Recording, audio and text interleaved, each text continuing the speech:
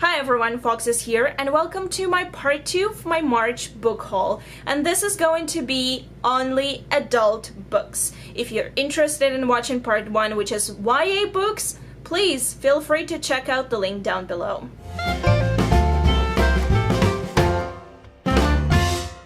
I have quite a few books to show, so let's just get started. And the first book that I have here is Tower of the King's Daughter by Chas Branchley. So this is a very old fantasy novel. I got it as a used book from Apo Books, and here's the deal. I read this novel about 10 years ago. I remember picking up this book, reading it, and being very confused by the fact that this is book number 1 in a series, as it says here, as you can tell. The first book of Outrammer series, and I was very confused because it felt as if that was not the first book in this series.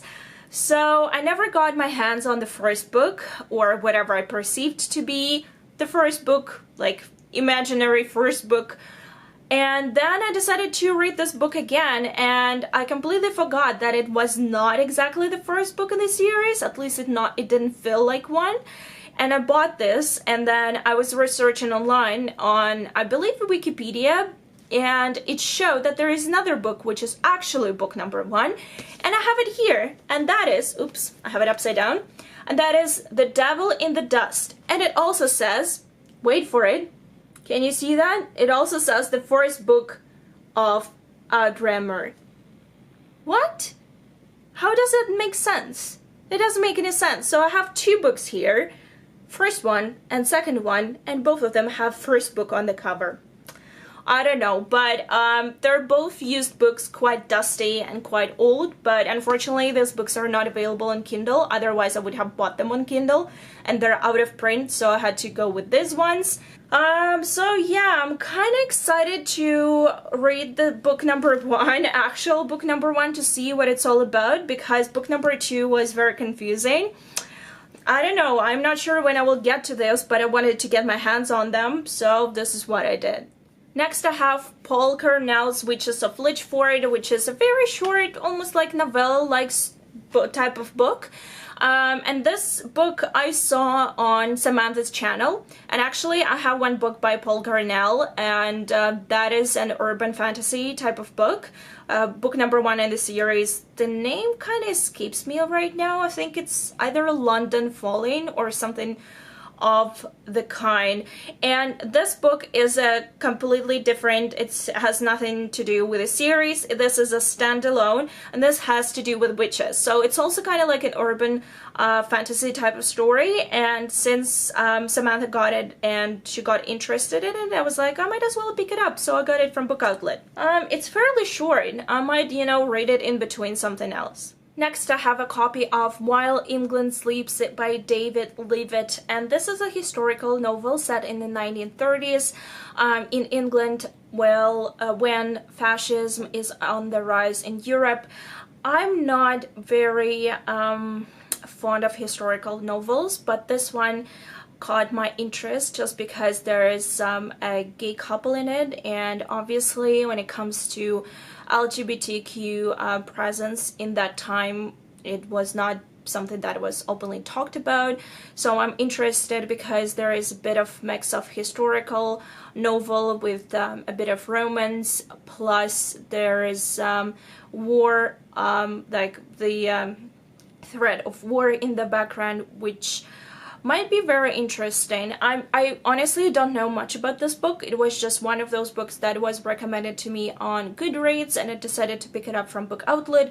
Hopefully I will read it fairly soon because it's not that big. It's only 200 pages, fairly short as you can tell, and this might be interesting. Next I have a copy of Secrets of Wishtide by Kate Saunders, and this is book number 1 in her Letitia Rod mystery series. So we're going back into Victorian England and detective stories, and this one I basically know nothing about, but I was googling the best Victorian detective stories, or something which would be very much like Sherlock Holmes, and this was one of the books that I found.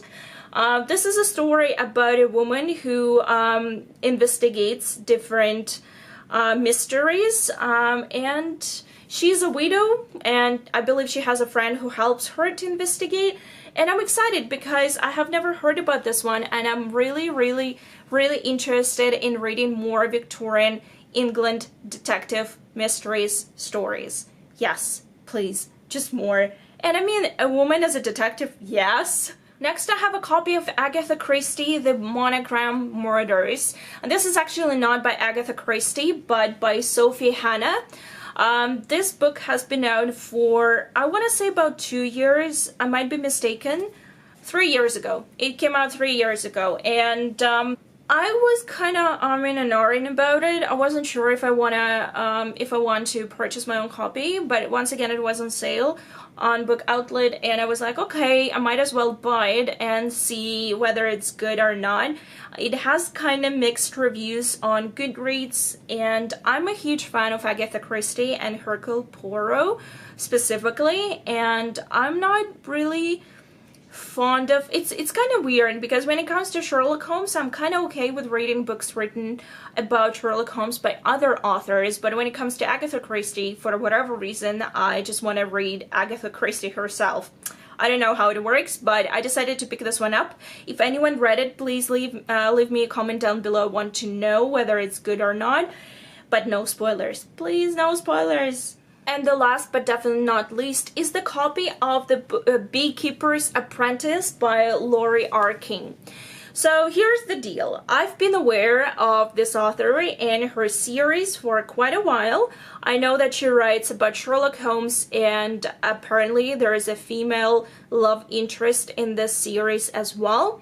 There is a specific reason why I never wanted to read these books, because I'm not very fond of the idea of Sherlock Holmes being given some type of mare sue female character, but at the same time, I heard only good things about these books, and I heard them from quite, hardcore Sherlock or Sherlock Holmes fans. That's why I'm willing to give it a go. I'm not 100% sure that I will like it, because like I said, I'm very particular about when it comes to Sherlock Holmes and his love interests, because I'm a huge fan of canon stories, and I do believe that Sherlock Holmes was sort of like confirmed bachelor, and he was not interested in any females at all except for maybe the woman, but mostly he was interested in her brain, most probably. That's why I'm not very sold on the fact that this series has female protagonists, like I said, but I'm willing to give it a try. And I think the cover is kind of cute. I like the idea of bees and all of that, so I decided to pick my own copy. We'll see how it goes. I'll let you know. Next, I have a couple of plays to show you, and the first one is French Without Tears by Terence Rattigan. I loved Deep Blue Sea by Terence Rattigan to the point that I wanted to read more plays by him, and I wanted to get them from this specific edition, which is a Nick Horn edition, I believe. I always get confused. Yeah, Nick Horn book series. I really wanted to get this edition in particular, and I got it, but it took a while to get to me. I think I ordered it through Book Depository, if I'm not mistaken.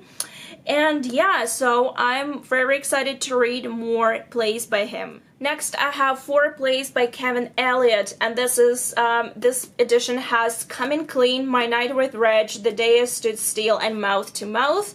As you know, if you watched my theater videos, I watched My Night with Reg in February and absolutely loved it. I'm going to link the review to on my blog down below. I really enjoyed this play to the point that I really wanted to read the play itself, the script. So I got this edition. Once again, same publisher. Very excited. It also, I think I got it also from Book Depository, and it took me a while.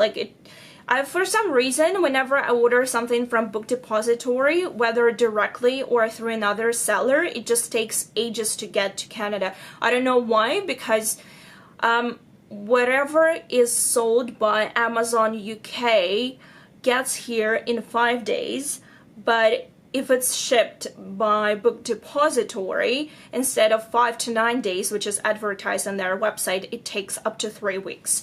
So finally got my own copy and very excited. Hopefully I'll have time to read it very soon. Next I have a play, Pontypool by Tony Burgess, and this is the play that I have actually already read, and I'm going to link my review down below. This is an extremely short play, and it's about a fictional small town in somewhere in suburbs in Ontario, and there is this radio show and weird stuff starts happening outside. And yeah, it's basically something like Welcome to Night Vale but set in Ontario. I don't want to say much more about it just because it might spoil the plot, but I really enjoyed this play. I think I gave it 5 stars. So yeah, I got it in March. Next I have a copy of Rosencrantz and Guildenstern Are Dead by Tom Stoppard. Oh my god, I thought I was going to butcher the names, but this is a quite well-known play. I have not read it, but I saw snippets of it from National Theatre's 50th year anniversary performance, and I thought it was quite interesting because it focuses, as you know, on 2 characters from Hamlet, so there are a lot of references to Hamlet itself. And this play is going to be on stage of National Theatre at the end of April. The broadcast, I believe, is on April 20th, Thursday, and yeah, I want to read this play before I watch the broadcast, and so I got my own copy, and hopefully I'll read it sometime soon. Next, I have a copy of the book that I've been waiting to get on Book Outlet because I didn't want to pay the full price for it. I'm sorry. I'm all for supporting authors and publishers, but sometimes books are just too damn expensive. And this is the Pigeon Tunnel by John le Carré. This is his autobiography, and if you know, well, I mean, if you're watching my channel, you probably know that I really adore John le Carré. He writes spy novels. He himself actually used to work at MI5 or MI6 or MI something back in the day, but then he left the service and started writing novels, and he incorporates a lot of his knowledge about Cold War and about intelligence services into his books. And this one is his autobiography, so I expect it to be very much like a spy novel, and I'm excited to read it. And here is John le Carré himself. He's way in his 80s, and God bless his soul.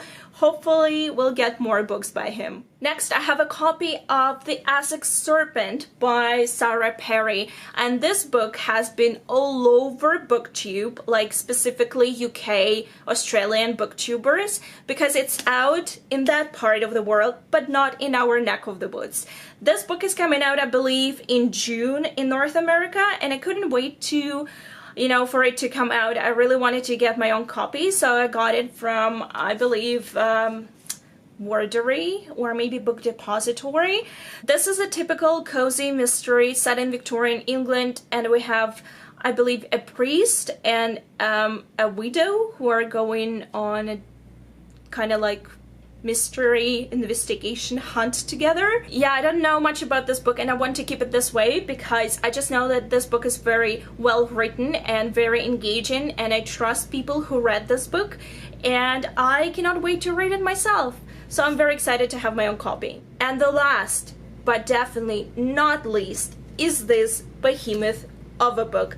This is The Red Sphinx by Alexandre Dumas, and this is supposedly the sequel to The Three Musketeers. If you don't know, The Three Musketeers is one of my all-time favorite books. This is the book of my childhood. This is the first adult novel that I've read as a kid. And oh my god, I can talk all day about The Three Musketeers and how much I love it and how much I love all the series and all the movies and all of those adaptations. Dear Lord, seriously, I love it. So I was obviously very much excited about the fact that finally translating this thing into English. I believe that this is actually a put together unfinished novel.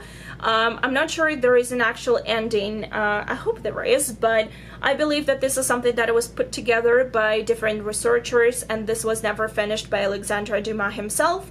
But this was intended to be the sequel to The Three Musketeers, and something that is between The Three Musketeers and the 20 Years Later.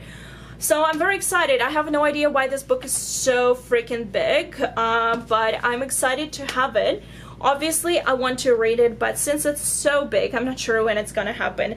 And I also want to reread The Three Musketeers first, as I always do. And I think it's been about 3 years since I read it last, or maybe 2 years, so I'm definitely due for a reread. And yeah, I'm very excited. I've been seeing this book all over bookstores, and it's so freaking big and so freaking expensive. I mean, 36 bucks, people. So I waited for the moment when I had a bit of extra money, and I got it. And I'm excited because it's Three Musketeers, and I love them. Well, this is the end of my March book haul. I know, so many books and so little time, but I'm very excited about the books that I've got. I think I was very selective this time, and I'm very proud of myself. Thank you so much for watching, and I'll see you very soon. Bye! Oh man, that's a lot of books. That's a lot of books. Ah. Ouch. Well, I cannot pronounce adult now. Adult. Adult. Adult. What a... I would have been more proud of myself if I had bought less books. But anyway.